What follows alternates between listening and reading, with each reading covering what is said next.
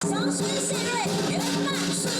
熱烈的人賽當中，以基小黨社會主體正式迎接居民入厝，市長黃偉綽除了抽出獎品禮券，也閣送出專屬禮物。這個地方是台南的社會住宅公共住宅的一個重要指標之一，這個是很快秒殺的了。那因為有些住戶還在看這個良辰吉日。這位在北區甲東區交界核心邊啊，就是台南火車站、轉運站、新大病院已經齊間學校，生活機能相當完整。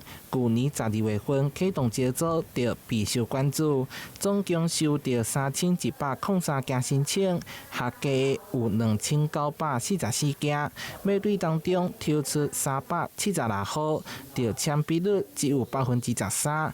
當中10%是婚育戶，協助新婚也是有幼兒的家庭，提供優質的居住環境。6月1號就搬進來，那搬進來之後，就是目前的話，生活上面的隔音，然後還有就是空間感非常好。有沒有很驚訝？這個地段，其實我跟台南還沒那麼熟，但是每個人都跟我說這是帝王。這個建築物吼，它以目前來講哦，色彩可能伊的功能是上好的吼。小黨社體是台南市府頭一座自建社會主體案，佇規劃理念導入全聯合學習社區的概念，也是未來地產開發的重要主軸。